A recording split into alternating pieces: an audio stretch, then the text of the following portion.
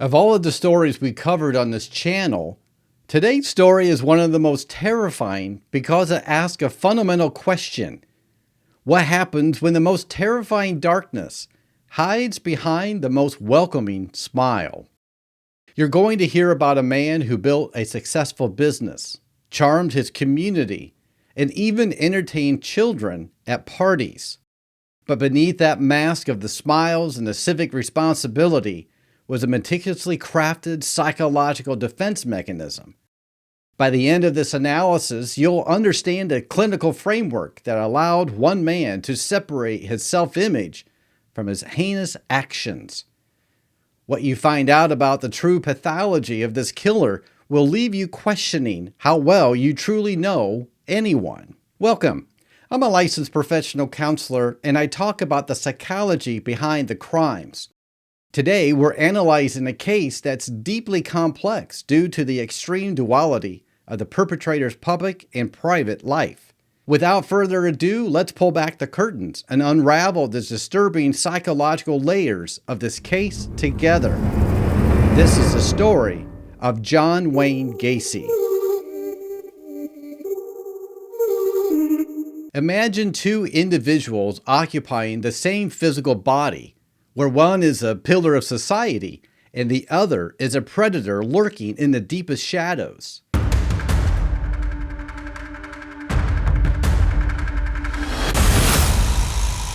What specific psychological traits, what precise distortion of reality allow a person to commit atrocities and then return seamlessly to daily life, shaking hands and leading parades? Today, we're not just reviewing the facts of John Wayne Gacy. We're answering the question, was Gacy driven by a simple lust for power, or was he a true psychopath suffering from an extreme case of narcissistic mortification?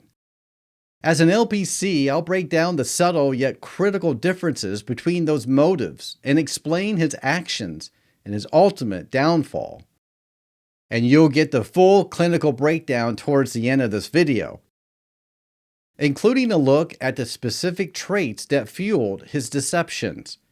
Don't miss the only part of this story that you haven't heard yet, which is the clinical analysis of his internal world.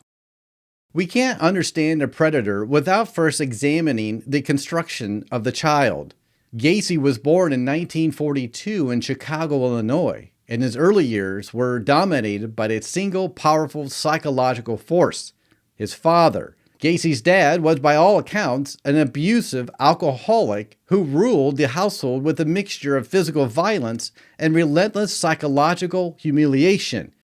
This created a home environment characterized by a profound emotional neglect and shaming, key psychological precursors for later behavioral issues. His father constantly belittled young Gacy, called him weak, worthless, or lazy, a constant assault on the developing child's sense of self-worth.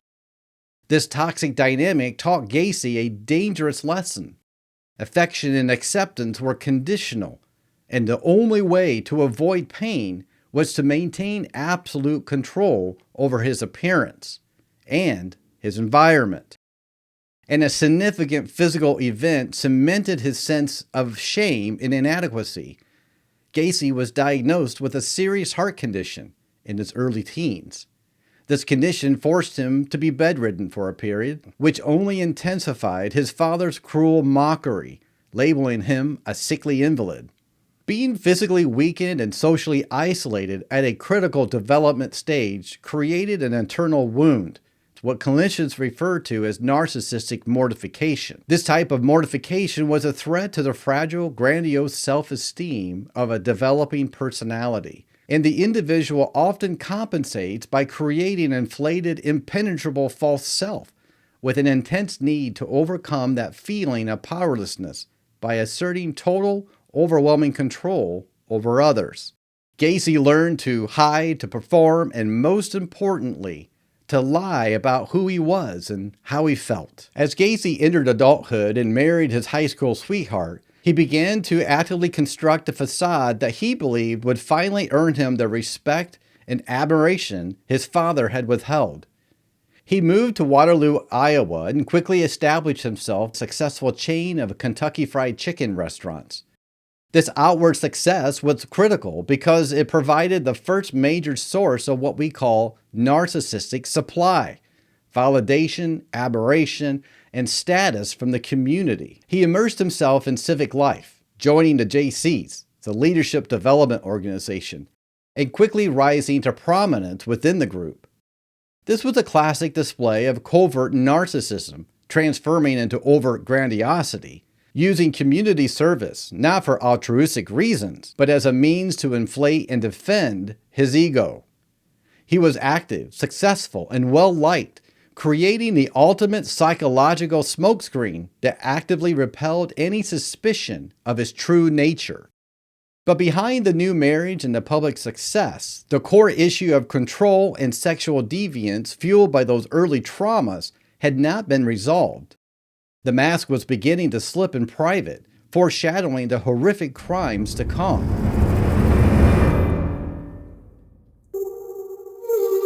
The first overt criminal act that showed the true patterns of Gacy's psychological pathology occurred in 1968.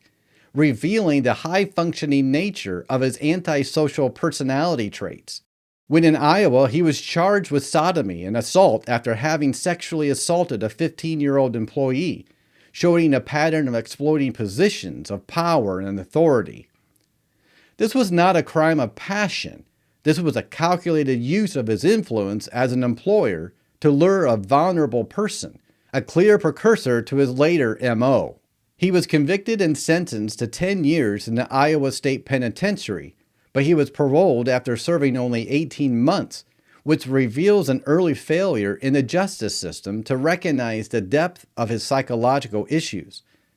The most telling psychological fact about this period is not the crime itself, but what happened immediately after his release.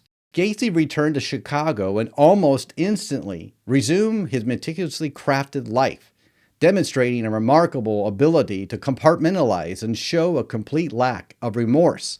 He divorced his first wife, moved back in with his mother, and within 2 years, he had started his own successful business, PDM Construction, and then later remarried.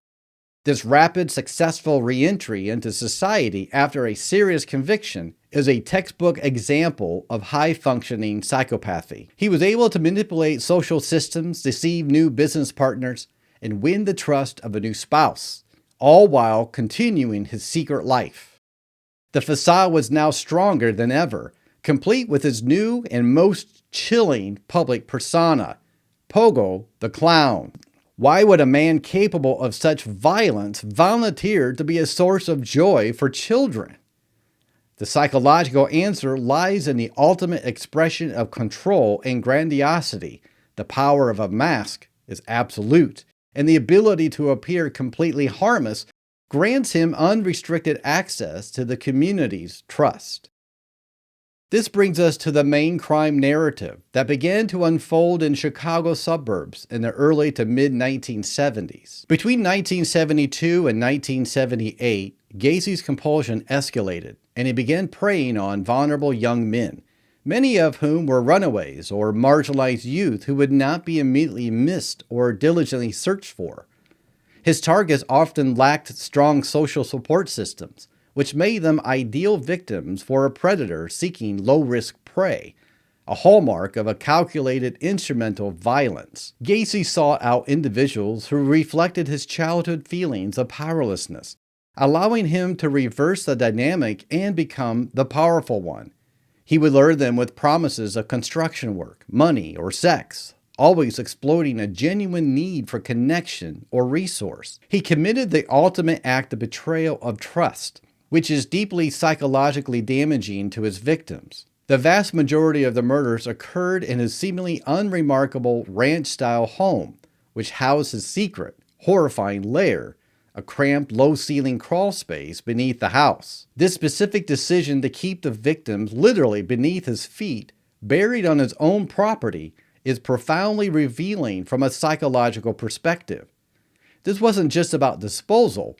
It was about possession and the ultimate expression of dominating control over his environment, his history, and his victims' bodies. But why would a successful man risk 26 bodies in his own home? The answer lies in the grandiosity of his psychological profile. He genuinely believed he was smarter, slicker, more powerful than law enforcement, capable of controlling the very ground he walked on. The case that finally broke the facade, the climactic turning point, was the disappearance of a 15-year-old Robert Peast on December 11, 1978. His mother's immediate and persistent calls to the police was the one variable Gacy had failed to predict. A dedicated, relentless pursuit by family and law enforcement. Detectives, having established Gacy as the last person seen with Robert, obtained a warrant and began searching Gacy's home. They found Robert's belongings, including a calendar with an appointment marked for December 11th, a crucial piece of physical evidence linking Gacy to the key clue. The aha moment that shattered Gacy's meticulously constructed world was a simple yet undeniably sensory fact: the overwhelming putrid smell of decomposition coming from the house. Gacy attempted to explain the smell as decaying food or a clogged sewer, continuing his pattern of pathological lying and rationalization. But the truth, literally buried beneath his feet, was undeniable to the seasoned detectives. Upon excavating the crawl space, the horrific discovery was made: human remains, confirming the scale of depravity of Gacy's crimes. The investigation ultimately led to the discovery of 29 sets of remains on the property, with 4 others disposed of in a river, totaling 33 victims. The extreme contrast between the smiling, successful, community-minded business owner and the monstrous reality beneath his floorboards is the ultimate psychological horror of this case.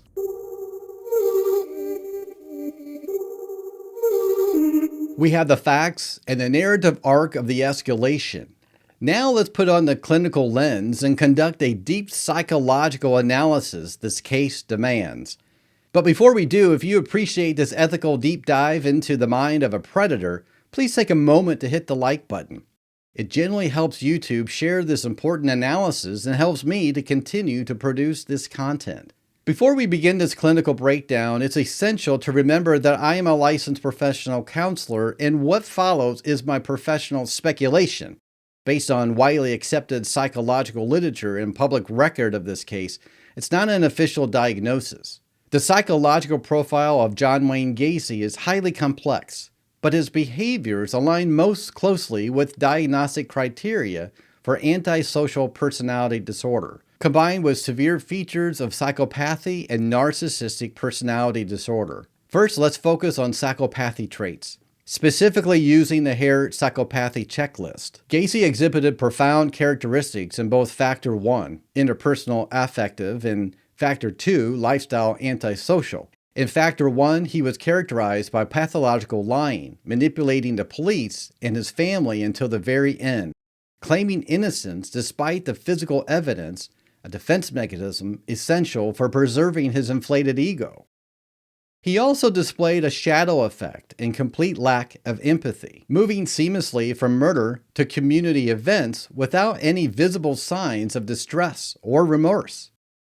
This inability to genuinely feel emotion for others allowed him to see his victims not as human beings, but as disposable objects to fulfill his need for control and sexual gratification. The Factor 2 traits concerning a socially deviant lifestyle are equally present. Gacy showed clear evidence of impulsive behavior, a lack of long-term goals despite his business success, and criminal versatility, encompassing fraud, assault, sodomy, and murder. The very choice of his MO, manual strangulation, is profoundly psychologically significant as well. This method requires extreme physical proximity, a sustained exertion of force, and a prolonged moment of contact with the victim's final struggle. This suggests that the motive was not just elimination, it was the intoxicating feeling of absolute power, a total dominance over another human being's life, fulfilling the psychological drive to overcome the powerless state imposed by his abusive father. Gacy's behavior also perfectly fits the criteria for narcissistic personality disorder.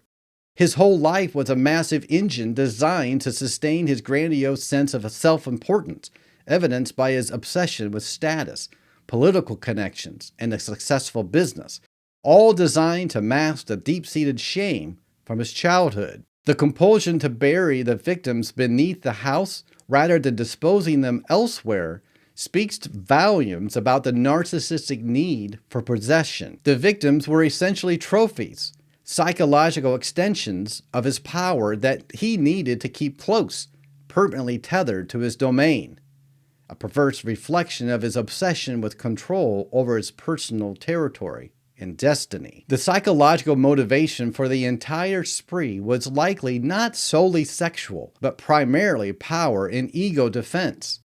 The sexual deviance was the vehicle, but the fuel was the need to prove that he was powerful, untouchable, and a dominant one, the exact opposite of the weak child his father told him he was. This profound psychological split, where the public self was a successful businessman and the private self was a sexual sadist, it's called compartmentalization.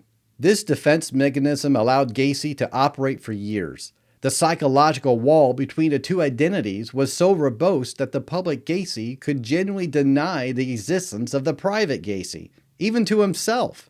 As an LPC, it is equally important to discuss the psychological dimension of Gacy's victims, not to place any blame, but to understand the patterns of exploitation and the ethical responsibility we have to the vulnerable. Gacy deliberately targeted young men who were often runaways, new to the city, or estranged from their families, during a time when social support systems were minimal or non-existent. This demographic often experiences heightened levels of basic psychological needs, such as safety, belonging, and financial security, a vulnerability Gacy expertly weaponized.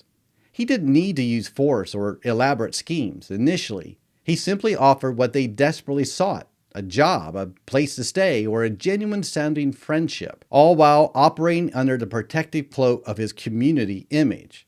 The manipulation often hinges on a psychological principle of reciprocity. A kind gesture, like a job offer, creates a feeling of obligation and trust in the victim. This exploitation of fundamental human needs and the subsequent betrayal is what makes Gacy's crime so psychologically devastating, as it undermines the victim's ability to trust human kindness itself. The psychological impact on the families of these victims was immense, leading to years of ambiguous loss as they searched for their missing sons, not knowing their fate, a state of profound psychological distress. This psychological analysis separates the facts of the crime from the underlying psychological failure that allowed them to happen, emphasizing the need for mental health awareness and understanding and hopefully preventing such tragedies.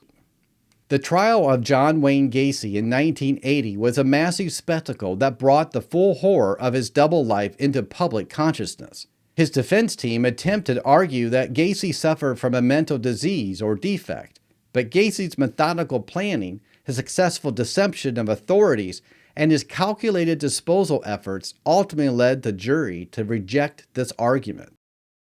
He was convicted on 33 counts of murder and sentenced to death. He spent 14 years on death row, continuing to express no genuine remorse, painting clown portraits, and maintaining the grandiose self-image that was his lifelong psychological armor.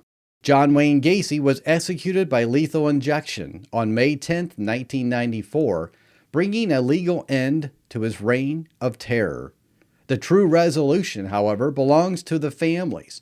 For the families of the 26 victims found in the crawl space, their discovery of their loved ones brought a devastating but necessary end to the years of ambiguous loss.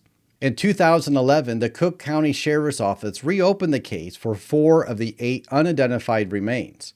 Through modern DNA technology and the relentless work of law enforcement, they were able to identify 6 of those 8 victims, providing a measure of closure to those families who had wanted and waited for decades. This persistent effort to identify the missing decades after the crimes demonstrates a commitment to resolving the psychological trauma of uncertainty that these families endured.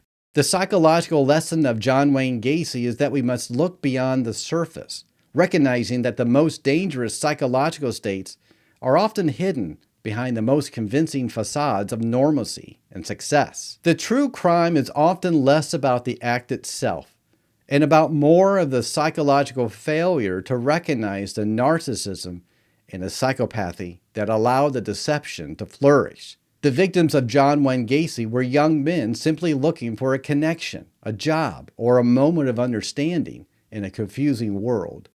Their vulnerability was exploited by a predator who, in this twisted and psychological reality, was attempting to rectify his own childhood humiliations.